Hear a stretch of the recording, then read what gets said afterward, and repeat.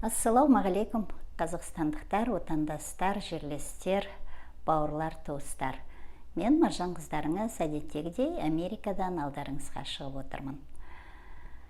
Бүгін сол бұрынғы мәселелерді қайта бір тоқтап өткім келіп отыр. Мынау жаңағы біздің ата заңымыз жайында, соған кімнің, Назарбаевтың аты кірмейтін болды деп шәпкемізді аспанға атып мәз болып жатырмыз. Оның бәріне алданбай, халқым, бұл жай ғана көтерілген, мынау халықтың көңілін басқа маңызды мәселеден аудару үшін жасалынған іс-әрекеті бұл биліктің.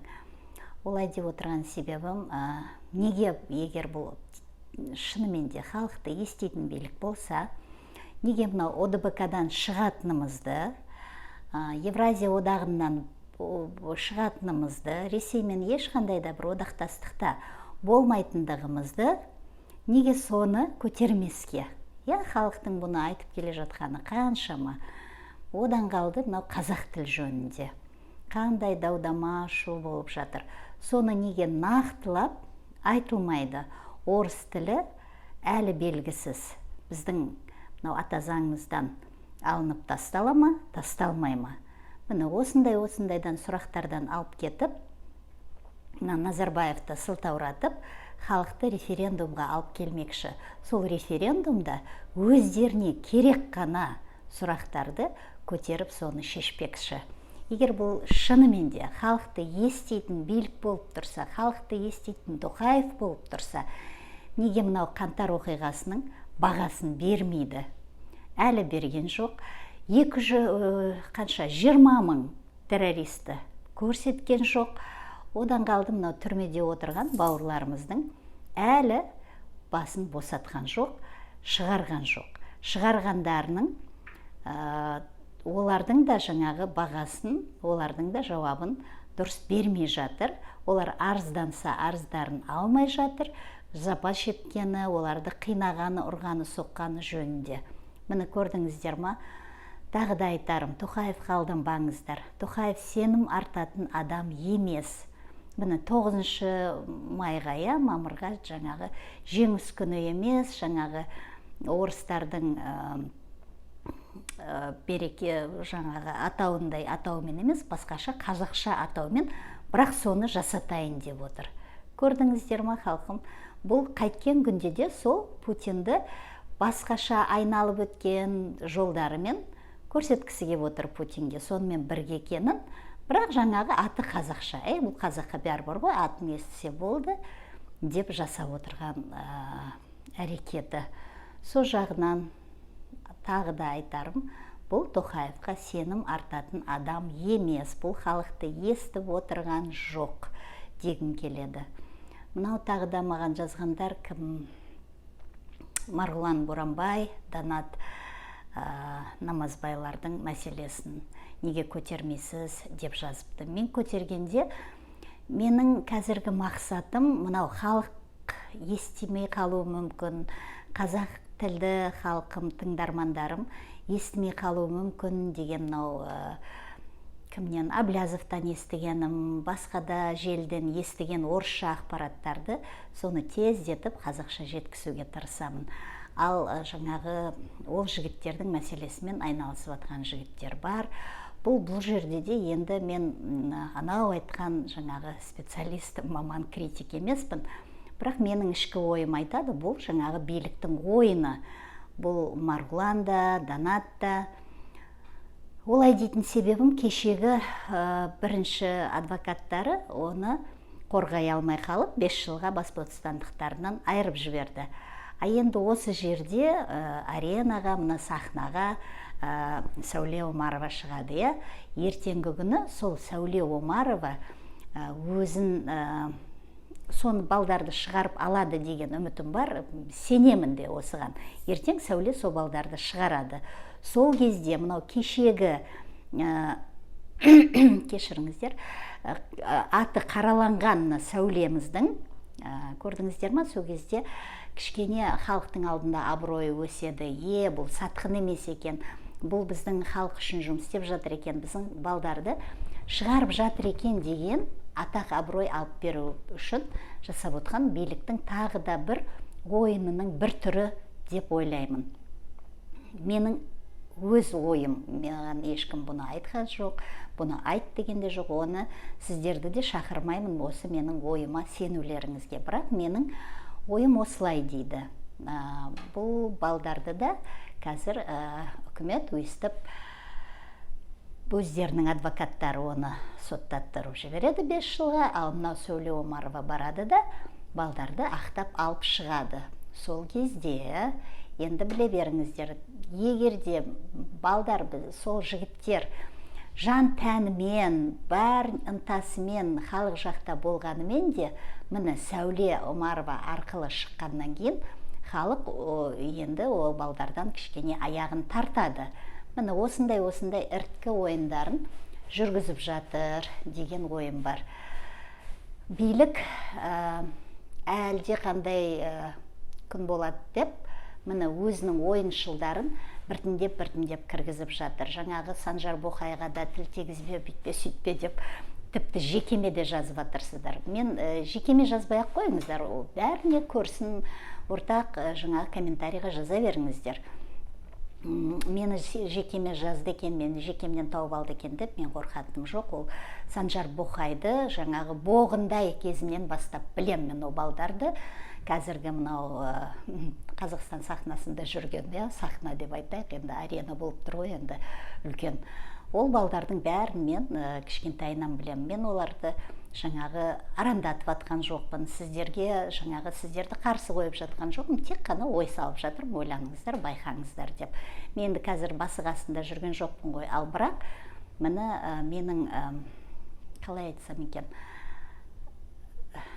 ішкі бір нем айтады, бұл балдар өзгерген жоқ. Олар өзгерсе кәніке құба-құп ертеңгі күні осы жүрістерімен, осы тұрыстарымен мынау қандай да бір өздерінің пайдасын тигізіп жатса, билікті құлатуға, мен тек қана қуанамын оған.